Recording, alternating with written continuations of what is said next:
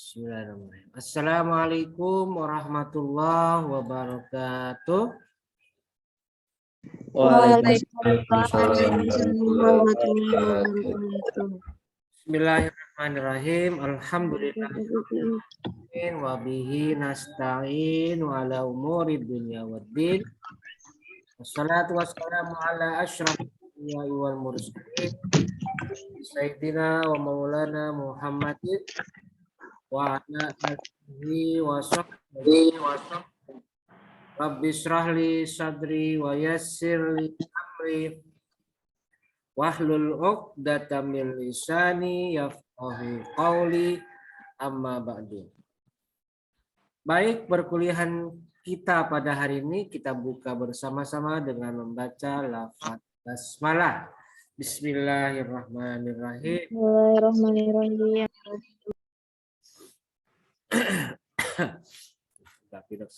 Baik. Hari ini kita masuk di mata kuliah Ulumul Hadis dengan jadwal pertemuan ke-7. Pertemuan ke-7 yang pembahasannya adalah tentang apa ini? Hadis dan macam-macamnya. Perlu saya informasikan bahwa berdasarkan jadwal atau kalender akademik, hari ini adalah pertemuan terakhir sebelum pelaksanaan UTS. Ini pertemuan terakhir ya, pertemuan ke-7. Dan minggu depan,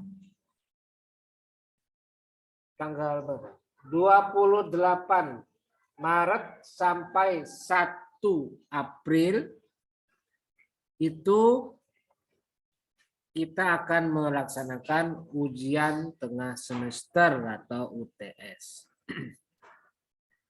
Jadi saya minta kalian persiapkan diri kalian dengan sebaik-baiknya sehingga nanti pada saat ujian berlangsung ya sudah siap, sudah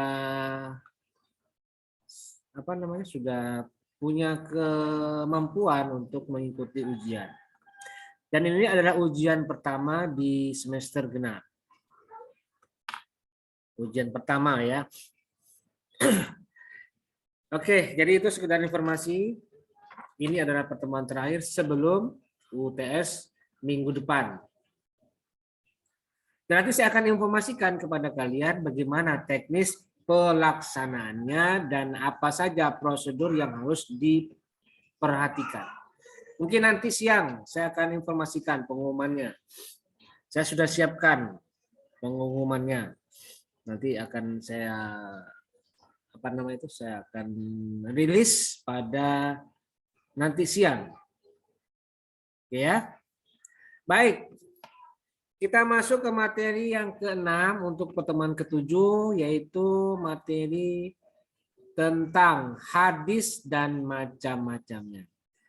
Oke, seperti yang saya sudah sampaikan kemarin atau tadi malam, saya sampaikan bahwa untuk kali ini saya menggunakan metode active learning atau pembelajaran aktif. Artinya apa? Ya, artinya yang aktif bukan saya, tapi yang justru terlibat aktif itu adalah kalian. Dan untuk melengkapi metode itu, metode active learning itu, saya sudah kirimkan kemarin apa itu? Modul, ya, modul atau bahan ajar yang sudah saya buat dan saya share kemarin, dan itu harus kalian pelajari sejak semalam sampai hari ini, sejak kemarin sampai hari ini. Kalian baca, kalian pelajari, mungkin kalian bandingkan juga dengan referensi yang lain. Dan saya yakin sudah paham. Betul ya? Iyalah, saya anggap sudah. Nah, nanti saya buka itu modulnya dan nanti akan saya tanyakan kepada kalian. Oke, saya tanya, Bintang Nawafila, mana Bintang? Hadir, Pak. Sudah dipelajari tadi malam?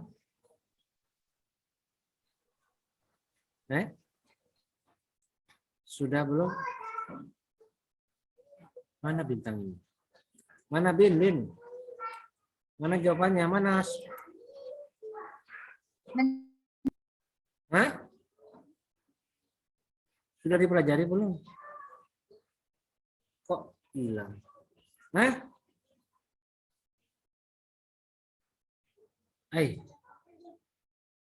Cicing wae. Coba yang lain ini Dewi Atiyah, mana Dewi Atiyah? Yo Dewi, suaranya nyalakan. Saya, Pak. Sudah belajar belum? Udah dikit-dikit. Hah? Apa? Sudah. Siki-siki. Sudah. Siki-siki. Hah? Siki-siki. Enggak. Kamu Enggak, Bapak. orang mana ini kok siki-siki? Orang Sumatera ya? Enggak. Sudah belajari berarti ya tadi malam ya. Oke, nanti saya tanyakan ya ke kamu itu, ke Dewi. Oke, berikutnya Ayunda coba. Nana Ayunda. Suaranya Ayunda. Saya Bapak. Sudah belajar? Sudah Pak. Kok lirikannya ke arah kiri? Enggak Pak. Sudah Pak. Oke, ya sudah nanti saya tanyakan ya ke kamu ya. Nah, yang laki-laki nih, Farhan, mana Farhan? Suaranya? Ya Pak, hadir Pak. Sudah pelajari tadi malam? Udah Pak, dikit-dikit Pak. Oke, baik ya sudah. Oke, baik. Sekarang saya mulai materi kita tentang hadis dan macam-macamnya. Oke, baik. Pertanyaan saya yang pertama nih ya. Coba hadis itu kan sebenarnya banyak ya. Banyak sekali. Dan itu dibagi atau dicabangkan berdasarkan kategorinya. Ada yang kategorinya hadis ditinjau dari segi bentuk hadisnya. Maka itu ada hadis qudsi, ada hadis nabawi. Hadis qudsi itu hadis yang disampaikan oleh Rasul, tetapi pembicaranya adalah Allah. Jadi qala ta'ala bukan qala Rasulullah, qala ta'ala, tetapi bukan ayat melainkan sabda Rasul atau hadis Nabi. Hadis qudsi. Kalau hadis nabawi yaitu hadis yang berasal dari Nabi. Jadi bentuknya Nabi, ucapannya Nabi, kaulnya Nabi, perbuatannya Nabi, takrirnya Nabi. Itu hadis ditinjau dari segi bentuk hadis. Hadis ditinjau dari segi sandarannya itu ada 3. 1 hadis marfu, kedua hadis mauquf, ketiga hadis maqtu. Itu hadis dari segi bentuknya atau dari segi sandarannya. Marfu itu apa? Hadis yang bersandar dari Nabi kepada Nabi. Hadis mauquf, hadis yang bersandar kepada sahabat. Hadis maqtu, hadis yang bersandar kepada tabi'in. Nah, ada lagi jenis dari hadis juga ada. Dari segi pelafalannya atau penyebutannya. Itu ada 3 juga. 1 hadis qauli, kedua hadis fi'li, dan yang ketiga hadis takriri. Itu sudah tahu kalian ya. Qauli apa, fi'li apa, takriri apa. Nah, sekarang saya akan fokus pada 2 kategori. Pertama, hadis ditinjau dari segi kuantitas, dan yang kedua hadis ditinjau dari segi kualitas. Jadi 1 kuantitas, 2 kualitas. Coba jelaskan apa pengertian atau apa macam-macam hadis ditinjau dari segi kuantitas. Yo, sekarang saya minta yang jawab. Salwa, silakan Salwa, ayo Salwa. Yo. Coba gimana kamu menjelaskan? Kan kalau yang kuantitas itu ada hadis mutawatir sama hadis ahad. Hadis mutawatir dan hadis ahad. Apa itu hadis mutawatir?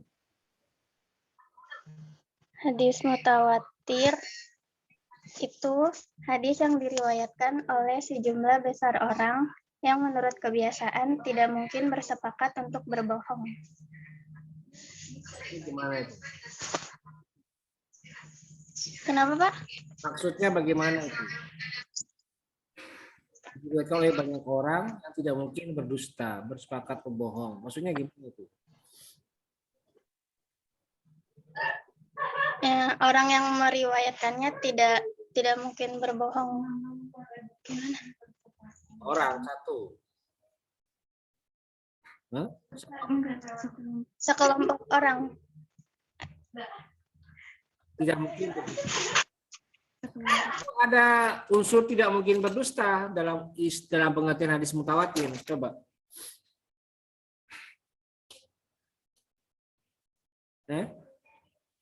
Maaf Bapak, kurang terdengar. Oke, kenapa ada unsur tidak mungkin berdusta? Kalimat tidak mungkin berdusta dalam istilah, dalam pengertian hadis mutawatir. Kenapa harus ada itu? Coba, jelaskan.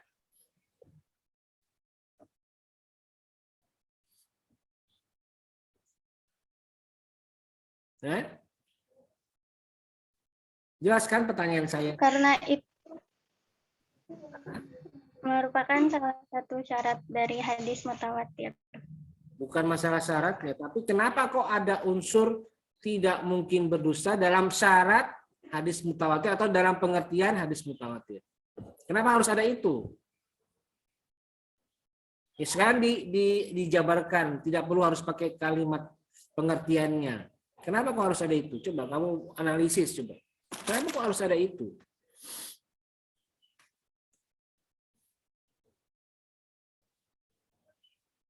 Suaranya jangan dimatiin suaranya. Supaya tidak ada kesalahan dalam menyampaikan hadis. Hadisnya yang asli gitu Pak, dari Rasul langsung disampaikan.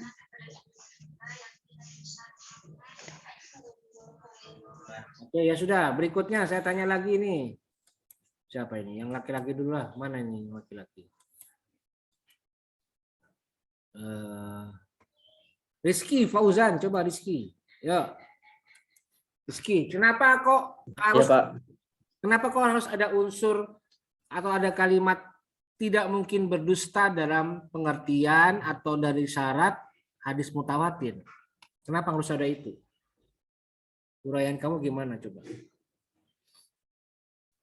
Kalau menurut saya, Pak, banyak yang sekarang hadis itu kayak periwayatannya itu kurang jelas, Pak.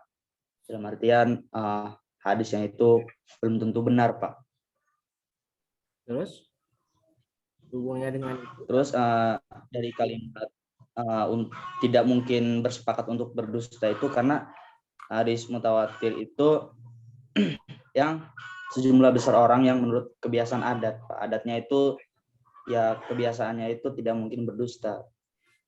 Iya, kenapa? Kok harus ada keterangan hadis ini diriwayatkan oleh banyak orang yang tidak mungkin berdusta. Kok ada kalimat tidak mungkin berdusta? Kok tidak cukup banyak orang saja? Kok ada tambahan tidak mungkin berdusta gitu? Saya jawab nggak?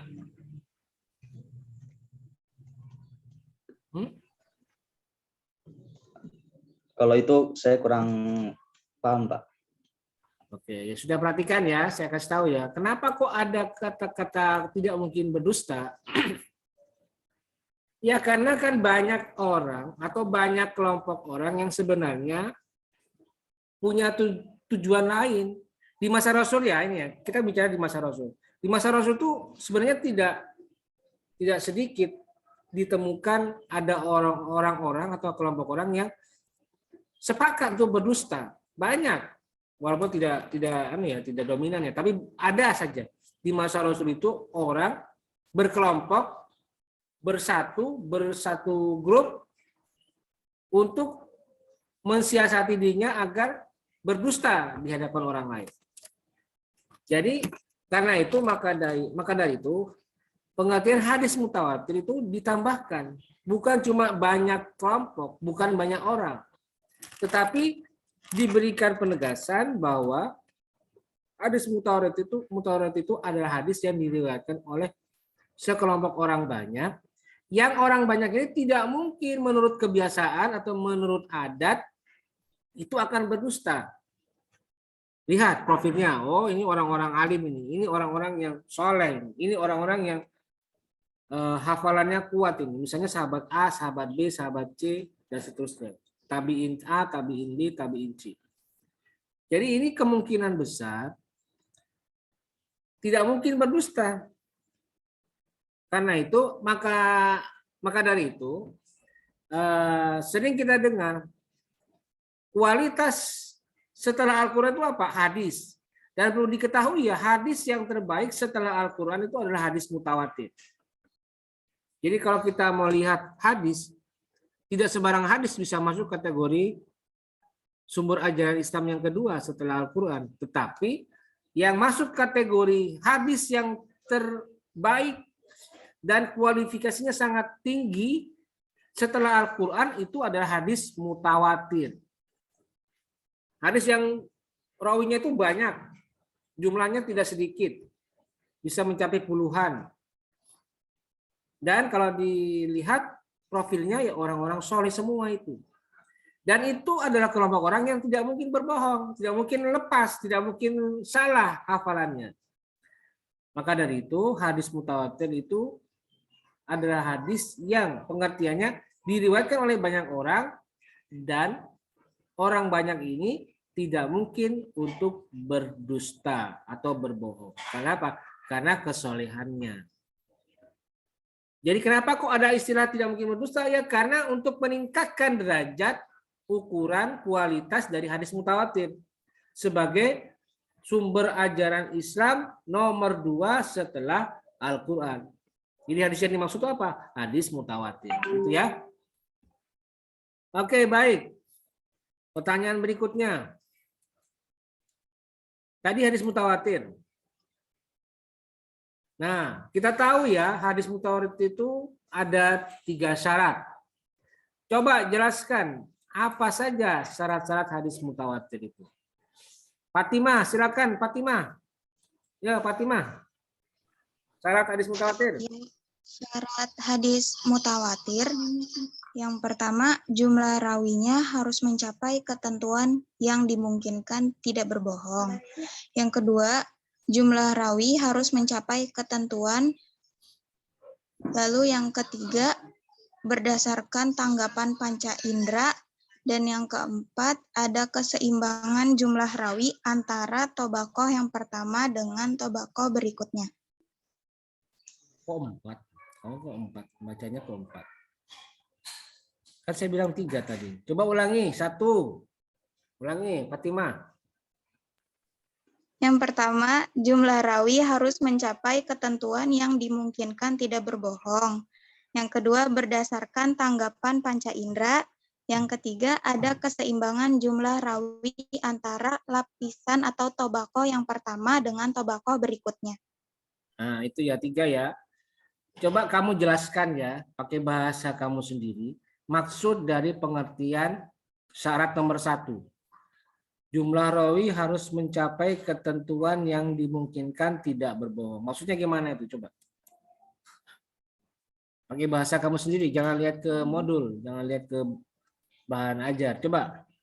Ya, Fatimah. Jadi, jumlah rawi harus mencapai ketentuan yang dimungkinkan tidak berbohong, yakni jumlah rawinya harus sekurang-kurangnya lebih dari 5 rawi, dan 5 rawi tersebut tidak dimungkinkan untuk berbohong karena kesolihannya.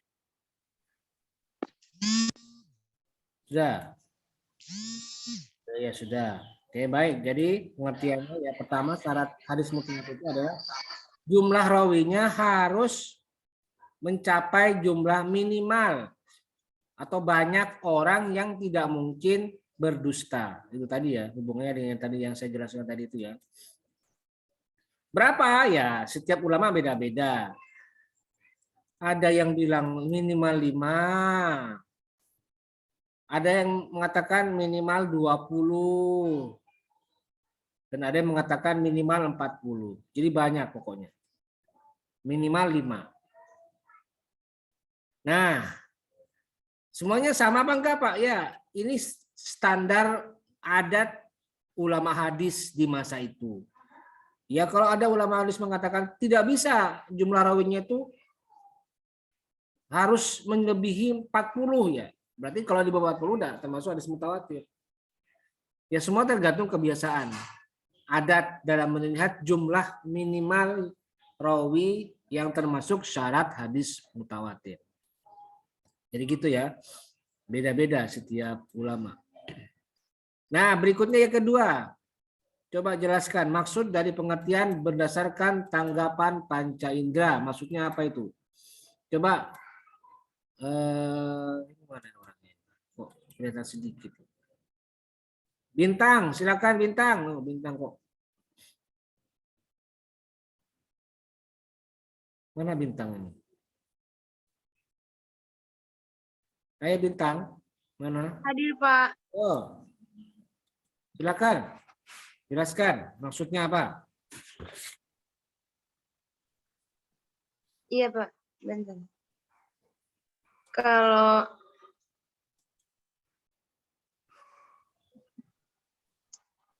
maaf, Pak, tadi soalnya apa, Pak? Kurang tadi putus-putus. Oke, apa maksud dari pengertian berdasarkan tanggapan panca indera? Maksudnya apa? Yo. Jelaskan. Kalau berdasarkan panca indera itu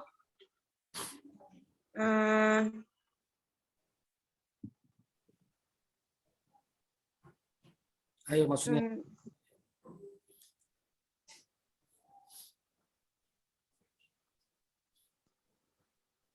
Apa coba? hadis yang diriwayatkan oleh banyak orang yang terhindar dari kesepakatan untuk kedusta sejak awal sanad sampai akhir sanad. Bentar, bukan itu loh. Saya nanyanya berdasarkan tanggapan panca indera. Yang kamu sebutkan ya sudah tadi itu yang nomor 1. Yang kedua syaratnya apa? Berdasarkan tanggapan panca indera. Maksudnya apa? Kok bilang balik lagi ke awal? Kan sudah tadi itu dari tadi bahas itu. Kamu kok malah balik lagi? Yo, coba jelaskan syarat nomor 2 itu apa maksudnya? Jangan-jangan enggak belajar tadi malam.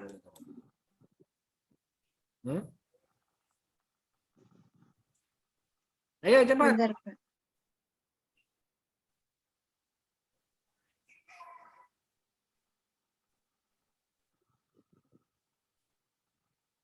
Lama banget, jangan lama-lama dong. Sebentar. Nggak tahu, Pak. Udah, yang lain. Putri Aulia, silakan Putri Aulia. Iya, Pak. Silakan.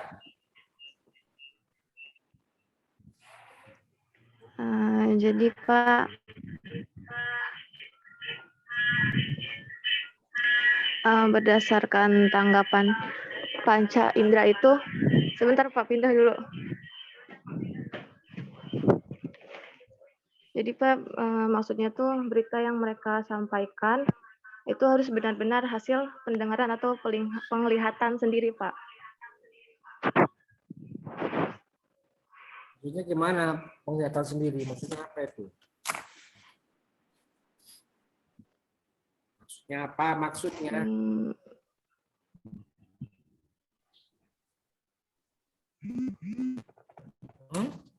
Saya kurang ngerti, Pak.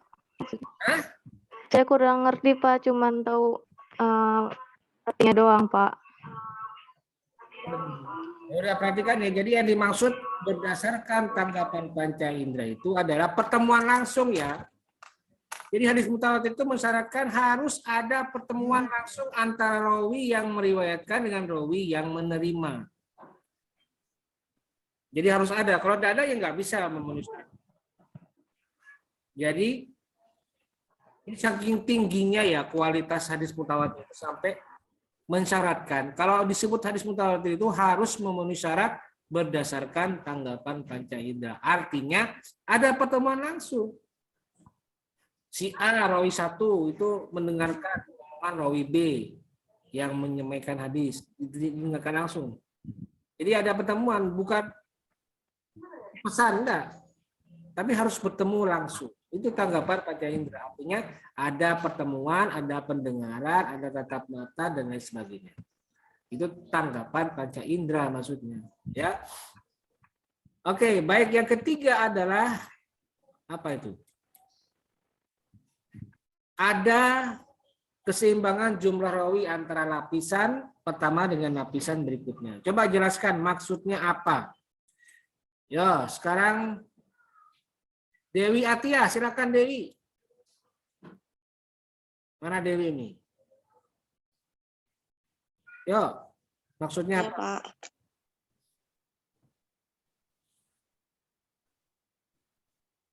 Coba.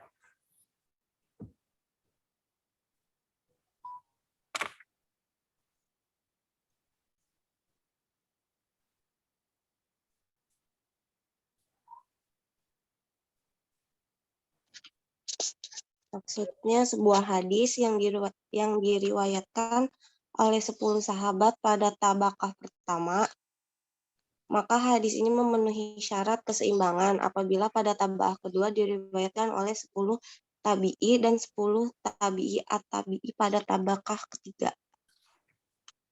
Ya, maksudnya gimana? Kesimpulannya bahasa kamu sendirilah gimana? Pemahaman kamu, Atia?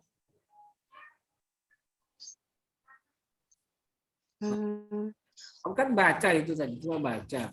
Kamu paham nggak yang kamu baca? Hah? Kurang dimengerti, Pak. Ngerti lagi. Ya udah nih perhatikannya. Jadi yang maksud dari kalimat adanya keseimbangan antara tobako 1 dengan tobako kedua itu maksudnya ya.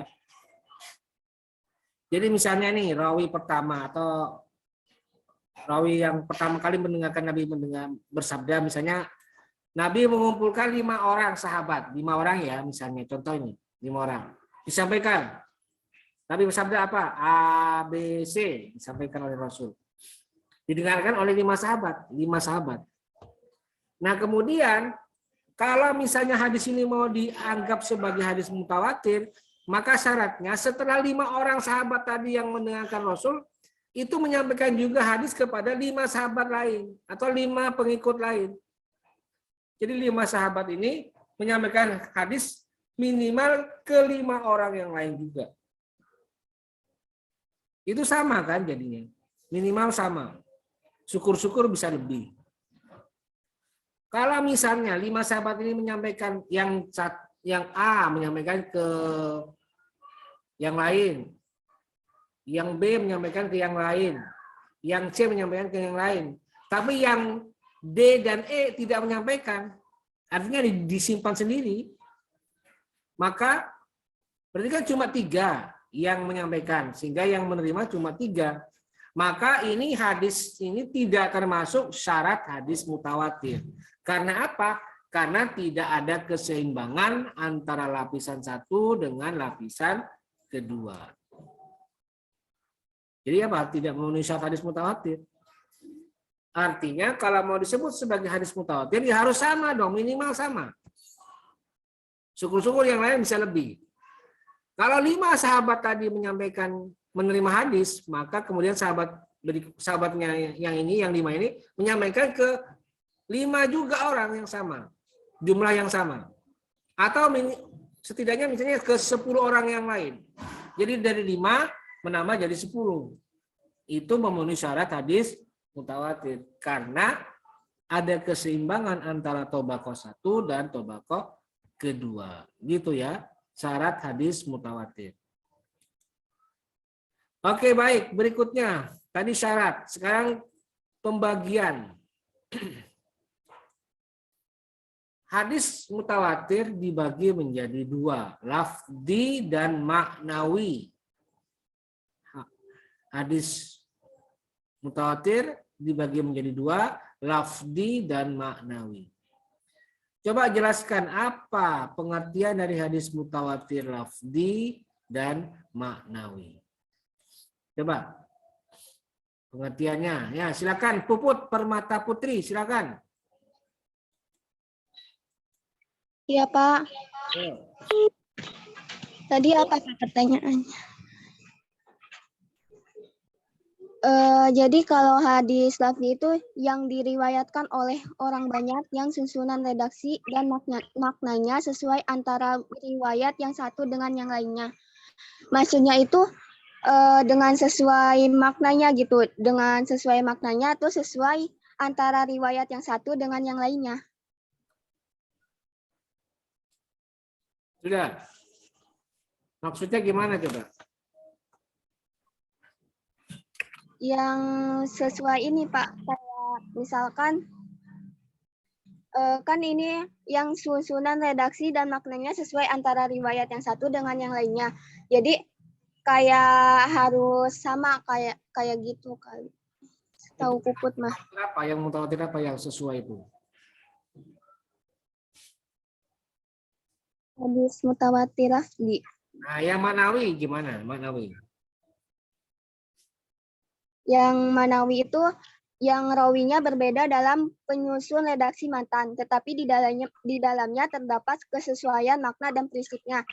Maksudnya itu yang kayak yang berbeda dalam menyusun redaksi matan. Tetapi di dalamnya terdapat sesuai makna dan prinsipnya. Jadi berbeda dengan kayak berbeda makna dan prinsipnya gitu, Pak. Nah, oke, baik, berikutnya Sri Handayani, coba mana Sri Handayani? Sri Handayani ada? Iya, Pak, ada. Ya, Sri Handayani, ulangi coba pengertian hadis lafzi, mutawatir lafzi dan mutawatir manawi. Maksudnya gimana? Kalau menurut Sri kan pengertian hadis mutawatir lafzi itu kan yang diriwayatkan oleh banyak orang yang susunan maknanya ataupun tujuannya itu sesuai antara rawi yang satu dengan rawi yang lain, jadi tidak berbeda gitu Pak. Terus kalau misalkan yang maknawi itu kan yang rawi-rawinya atau periwayatnya itu berbeda dalam menyusun redaksinya dan maknanya juga, tetapi maknanya itu sama, cuman bedanya itu dalam menyusun redaksinya dan prinsipnya gitu Pak. Contohnya, coba kasih contoh kamu. Yang maknawi dan lafzi gimana contohnya? Contohnya yang maknawi. Yang lafzi dulu. Yang maknawi itu sesuai dengan. Yang lafzi dulu. Contoh yang lafzi itu yang diriwayatkan oleh contoh yang lafzi ya Pak. Contoh yang lafzi itu kurang tahu ya Pak ya. Kalau misalkan contoh yang mutawatirnya itu tentang hadis mengangkat tangan ketika berdoa Pak. Ya sudah, jelas suaranya. Ya sudah, oke baik. Berikutnya. Iya Pak. Hadis ahad sekarang. Hadis ahad. Coba jelaskan pengertian hadis ahad dan pembagiannya. Pengertian hadis ahad dan pembagiannya. Pengertian hadis ahad apa? Terus pembagiannya ada berapa? Jelaskan juga pengertiannya itu apa, pembagiannya. Oke. Siapa yang belum? Oke, Siti Amelia, Siti Amelia. Ya, Siti Amel. Iya, Pak. Silakan. Iya, Pak. Kalau misalkan hadis ahad itu hadis yang tidak memenuhi syarat-syarat hadis mutawatir, Pak. Kalau dari segi pengertiannya. Terus? Kalau misalkan adapun klasifikasi hadis ahad itu terdiri dari mansyur, aziz, dan gharib, Pak. Ya, apa pengertiannya? Maksudnya apa itu? Masyhur, aziz, gharib. Kalau misalkan hadis mansyur itu yaitu hadis yang diriwayatkan oleh 3 orang atau lebih serta mencapai derajat mutawatir, Pak. Sedangkan hadis aziz itu yaitu hadis yang diriwayatkan oleh 2 orang rawi walaupun 2 rawi tersebut terdapat pada suatu tabaqah saja, kemudian setelah itu diriwayatkan oleh banyak orang. Sedangkan hadis yang ketiga itu kan hadis gharib, yaitu hadis yang di dalam sanadnya terdapat seorang yang menyendiri dalam meriwayatkan dan kesendiriannya tersebut terjadi pada sanad manapun. Cuma baca kamu. Tanpa baca bisa nggak memahami hadis masyhur itu apa, hadis apa, aziz itu apa, hadis gharib itu apa? Coba tanpa baca bisa nggak? Bisa, Pak. Baca ayat Al-Qur'annya, Pak. Baca ayat Al-Quran. Baca hadisnya. Iya, tanpa baca bisa nggak? Pengertiannya hadis maksud itu begini. Pahami nggak maksudnya? Hadis aziz itu apa? Hadis gharib itu bagaimana? Bisa nggak? Tanpa baca. Tapi kamu paham. Kayaknya kamu belum memahami. Oh, ya. Jadi iya, Pak, kalau misalkan memahami sepenuhnya saya belum. Coba yang lain saya mau tanya, siapa yang bisa memahami dengan baik ini pengertian hadis masyhur, ahad masyhur, ahad aziz, ahad gharib? Coba, ada yang bisa menjelaskan nggak? Sari, coba, Sari Hasmutia, mana Sari ini videonya? Sari, coba lihat. Mana Sari? Ya, Sari.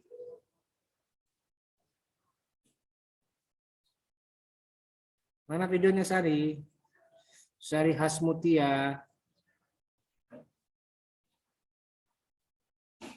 Mana Sari? Enggak ada. Sari.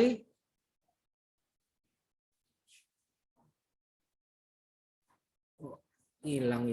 Udah coba ini Saifullah. Coba Saifullah. Pul. Mang Ipul. Yo, silakan. Ya, Pak. Gimana, Pak? Kurang jelas, Pak. Pengertian hadis ahad apa? Hadis ahad masyhur, hadis ahad aziz, hadis ahad gharib. Coba jelaskan tapi tanpa baca. Saya ingin tahu paham tidak kamu itu. Yo, videonya mana videonya? Belum paham, Pak. Belum paham. Ya udahlah. Coba Ya, Pak. baru ini siapa ini? Nur Mayada, Siti Nur Mayada. Mayada. Iya, Pak. Oh, bisa nggak paham ini, memahami ini? Hadis aziz, hadis masyhur, hadis gharib. Belum paham, Pak. Belum paham, pada belum paham semua ini. Oke. Ya udah, saya jelasin ya ini ya, perhatikan. Lihat ya. Ini ya, contohnya ini ya. Saya kasih penjelasan lewat modul saya tadi ini. Jadi hadis masyhur adalah hadis yang diriwayatkan oleh 3 orang atau lebih rawinya yang kalau menurut ukuran mutawatir itu belum mencapai derajat mutawatir. tapi sahih gitu ya. Contohnya gini. Ini ya contohnya hadis innamal a'malu binniyat wa innama likulli imri'in ma nawa dan seterusnya. Ini ya perlu perhatikan. Rawi pertamanya itu Umar bin Khattab. Umar bin Khattab. Jadi cuma beliau yang tahu. Ketika Nabi bersabda hanya disampaikan kepada Umar bin Khattab. Yang mendengarkan hanya Umar bin Khattab saja, satu orang ini. Yang lain tidak ada, sahabat lain tidak ada. Berarti kan sendirian, tidak ada sahabat lain. Kemudian Umar bin Khattab itu menyampaikan kepada tabi'in. Ini Alqamah bin Waqqas. Alqamah bin Abi Waqqas ini seorang tabi'in. Dia belum pernah bertemu dengan Rasul. Dan hanya satu orang ini yang mendengarkan dari Umar bin Khattab. Sendiri lagi dia. Di tabaqah kedua sendiri lagi. Nah kemudian Alqamah menyampaikan kepada Muhammad bin Ibrahim At-Taimi. Sendiri lagi dia. Hanya satu orang ini. Tidak ada orang lain yang mendengarkan. Begitu juga di tabi'in atau tabaqah keempat. Yahya bin Sa'id Al-Ansori. Jadi dari Umar bin Khattab sampai Yahya bin Sa'id Al-Ansori itu semuanya sendiri saja, tidak ada teman-temannya. Ini menurut ukuran hadis mutawatir tidak termasuk syarat hadis mutawatir. Kenapa? Karena tidak ada keseimbangan antara tabaqah satu dengan tabaqah yang lain. Dan seimbang kan karena jumlah rawinya sedikit.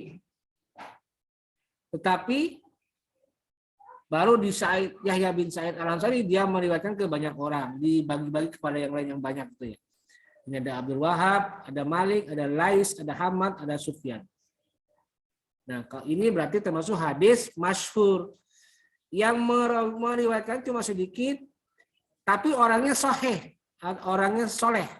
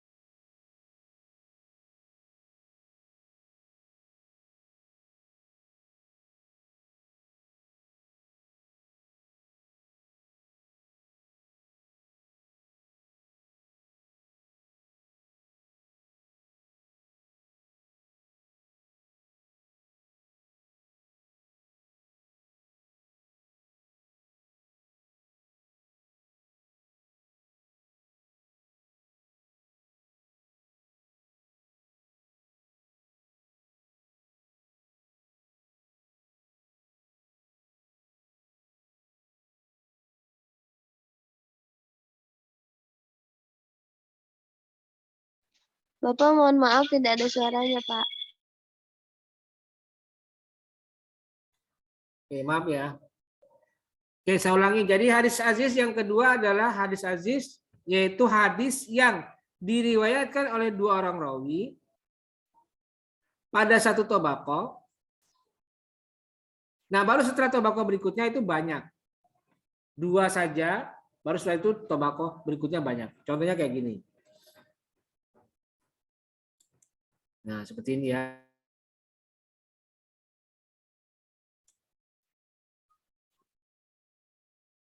Maaf, mati-mati lagi nih ya. Oke, kita coba satu kali lagi ya. Kalau misalnya mati lagi ya nanti kita cari cara lain. Oke, baik. Perhatikan. Perhatikan. Kita lihat, saya ulangi lagi. Ini contoh hadis aziz ya. Contohnya gimana? Kayak begini. Nih, ini dia. Contohnya hadis aziz. Kita lihat. Nah, ini dia ya. Tadi saya katakan hadis aziz itu rawi tabaqah pertama 1, rawi tabaqah kedua 2. Artinya apa? Sedikit di tabaqah 1 dan tabaqah 2 sedikit. Tidak memenuhi syarat kan ya. Tapi di tabaqah ketiga, keempat dan seterusnya ini banyak. Nah, ini yang banyak. Jadi hanya di awal 1 dan kedua saja yang sedikit, tapi setelah itu banyak. Itu aziz. Itu contoh hadis aziz ya. Nah, yang berikutnya hadis gharib. Apa hadis gharib? Ya ini dia. Ma infarada bi riwayati syakhsun fi ayyi maudhi'in waqa'at tafarrudu bihi minas sanad. yaitu hadis yang di dalam sanadnya terdapat seorang yang menyendiri dalam meriwayatkan dan kesendiriannya itu terjadi pada saat manapun. Jadi artinya apa? Satu-satu semua ini orangnya, tidak banyak. Di tabaqah 1, tabaqah pertama itu 1, tabaqah kedua 1, tabaqah ketiga 1, dan seterusnya satu semua. Mungkin di bagian terakhir saja yang agak banyak. Nah, contohnya kayak begini nih. Ini Abu Hurairah, 1 sahabat, tabaqah 1 1, tabaqah 2 1, tabaqah 3 1, tabaqah 4 1, satu terus ini. Tabaqah 5 1. Nah, baru setelah itu tabaqah ke-6 ada 3. Abu Hurairah itu Abu Saleh. Abu Saleh ini gimana? Ini seorang tabi'in yang tidak pernah bertemu Rasul. Abdullah bin Dinar ini juga seorang atba'ut tabi'in yang tidak pernah bertemu sahabat dan seterusnya sampai ke bawah. Itu hanya satu-satu ini. Dan tidak ada orang yang meriwayatkan. Tidak ada orang yang meriwayatkan. Itu hadis gharib. Ya. Itu contohnya hadis gharib. Nah, itulah hadis ahad. Maksudnya apa? Ya tidak memenuhi syarat hadis sahih, tidak memenuhi syarat hadis mutawatir. Dan perlu diperhatikan ya, hadis ini tidak terkait dengan sahih atau tidak sahih. Meskipun itu ahad, tapi kalau dia memiliki derajat rawi yang baik, rawinya adil, rawinya dhabitnya kuat, tidak ada kejanggalan, syaratnya bersambung, artinya ada pertemuan langsung, maka itu tetap hadis sahih. Walaupun kualitasnya hadis ahad. Jadi tidak terkait dengan sahih tidak sahihnya suatu hadis. Jadi itu hadis ditinjau dari segi jumlah rawi yang banyak atau kuantitas rawi. Nah, sekarang kita pindah ke hadis ditinjau dari segi kualitas. Oke, baik. Saya tanya sekarang. Ini kok sedikit yang datang ini. Yang masuk kok sedikit. Pada kemana yang lain? Itu pertanyaannya.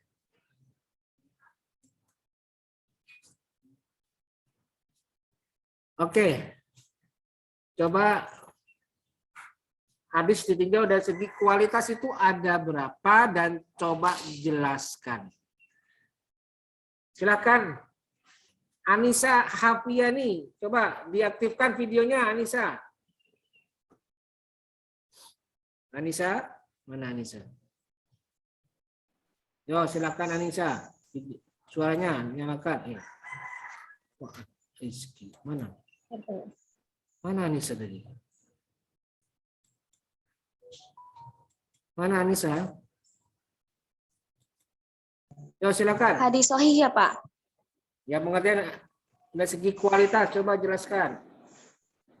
Ada berapa hadis kualitas? Ada 2 sahih, ada 3.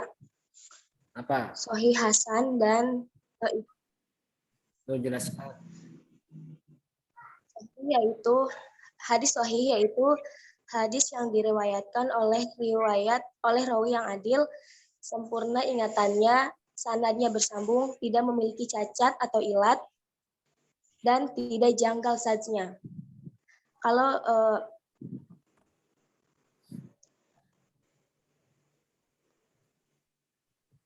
hadis hasan yaitu hadis yang diriwayatkan oleh seorang yang adil namun tidak kuat keingatannya, sanadnya bersambung dan tidak terdapat ilat serta kejanggalan pada matanya. Hadis hasan juga terbagi 2, yaitu hasan li zatihi dan hasan li ghairihi. Hadis hasan li zatihi yaitu hadis yang ketiga, enggak usah. yang memenuhi syarat. Halo. Yang ketiga, langsung ketiga. Yang ketiga aja langsung, enggak usah. Yang ketiga hadis apa itu? Itu hadis yang kehilangan. Hah? Hadis sahih atau hadis hasan. Sekian, Pak. Yang ketiga, kan yang ketiga tadi. Yang ketiga kan belum yang ketiga. Yang ketiga hadis dhaif. Iya, ayo jelaskan. Yaitu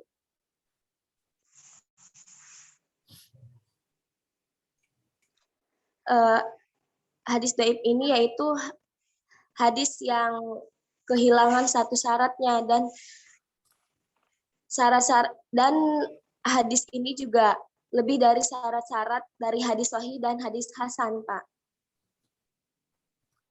Ya. Kamu baca kayaknya. Coba yang tidak baca gitu loh. Siapa yang bisa? Neneng Alfiana Zahra. Neneng, mana Neneng? Coba videonya aktifkan. Sebentar, Pak.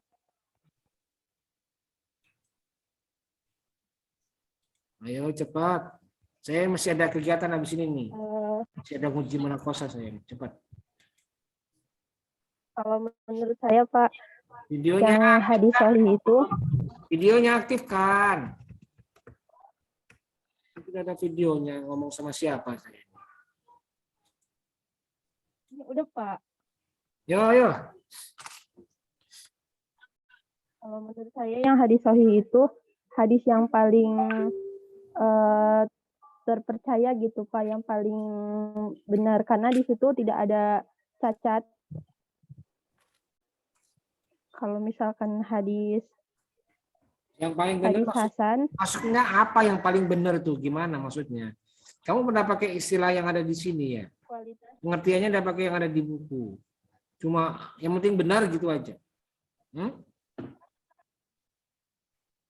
maksudnya kualitas hadisnya itu, Pak. Ya gimana? Coba jelaskan pakai pengertian yang benar dong. Mana kalau adlun, muttasilus sanad apa? Yang ada istilahnya itu pengertiannya. Nah, Bentar, Pak. mana kalau hadlun ta'udabti muttasilus sanadi ghairu mu'allalin wala syadin. Ya begitu dong. Masa yang penting benar, yang penting baik. Hadis sahih yaitu hadis yang diriwayatkan oleh rawi yang adil, sempurna ingatannya, sanadnya bersambung, tidak memiliki cacat dan tidak janggal.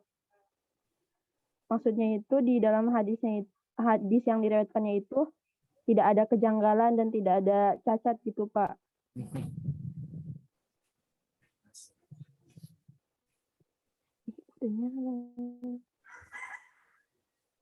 Ya sudahlah, ayo berikutnya satu lagi lah ini.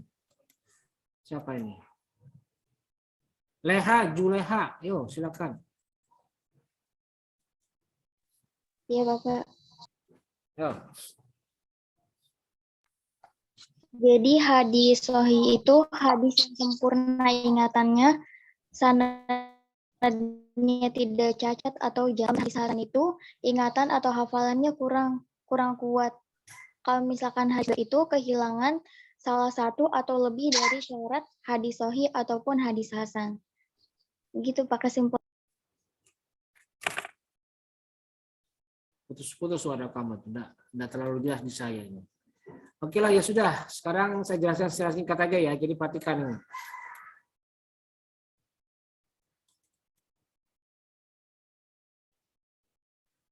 Jadi hadis ditinjau dari segi kualitas ya. Itu ada 3 ya. Pertama sahih, kedua hasan, ketiga dhaif. Apa itu sahih? Ini dia. Mana kalau adrun tamudabti muttasilus sanadi ghairu mu'allalin wala syadin. Yaitu hadis yang diriwayatkan oleh seorang rawi yang adil, adil ya. Rawinya adil. Kemudian tamudabti, ingatannya sempurna, tidak ada kekeliruan, benar-benar sangat hafal. Kemudian muttasilus sanadi yang sanadnya bersambung. Ghairu mu'allalin yang berikutnya hadisnya tidak mengandung ilat. Dan yang berikutnya hadisnya tidak mengandung syadz atau tidak mengandung kejanggalan. Itu hadis sahih. Jadi kalau ada rawinya misalnya terkenal sebagai pembohong, maka tidak bisa disebut hadis sahih. Kalau ada seorang rawinya itu pelupa atau kadang ingat, kadang lupa, itu tidak bisa menjadi hadis sahih.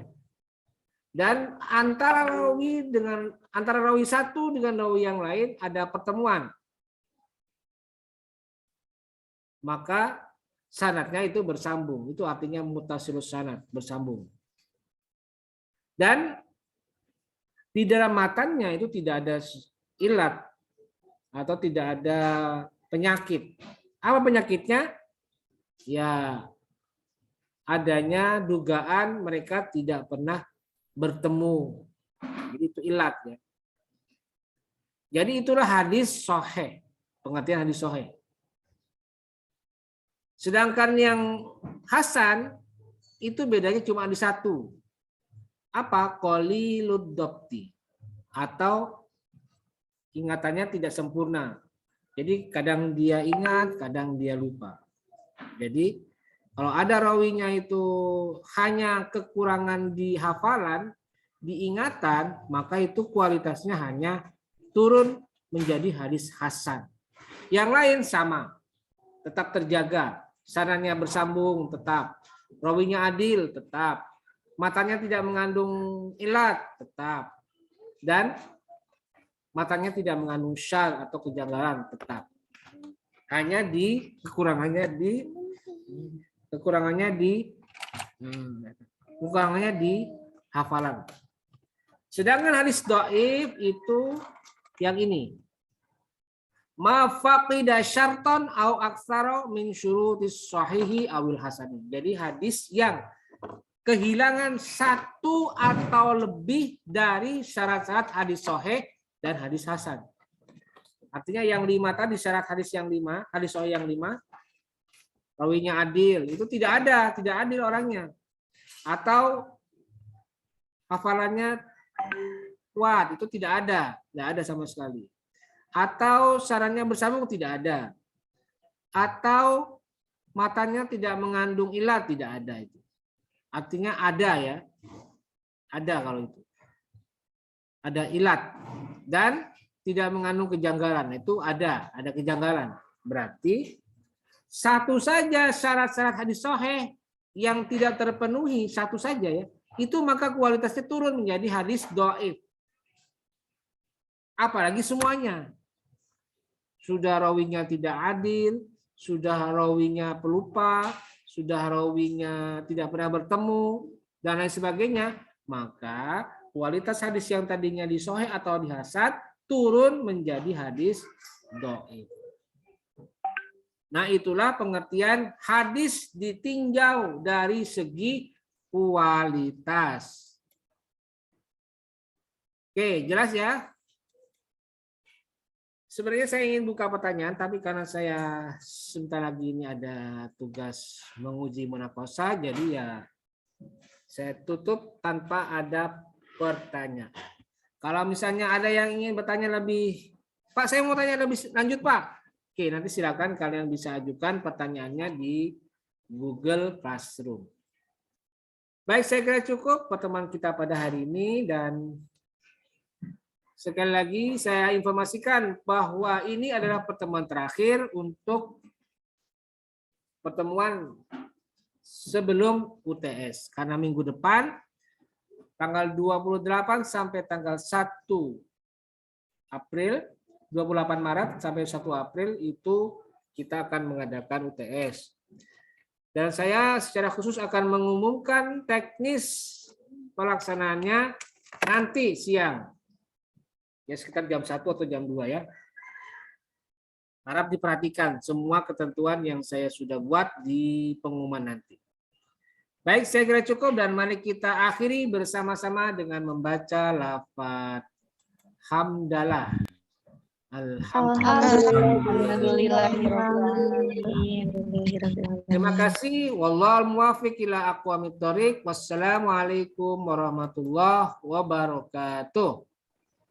Waalaikumsalam warahmatullahi wabarakatuh.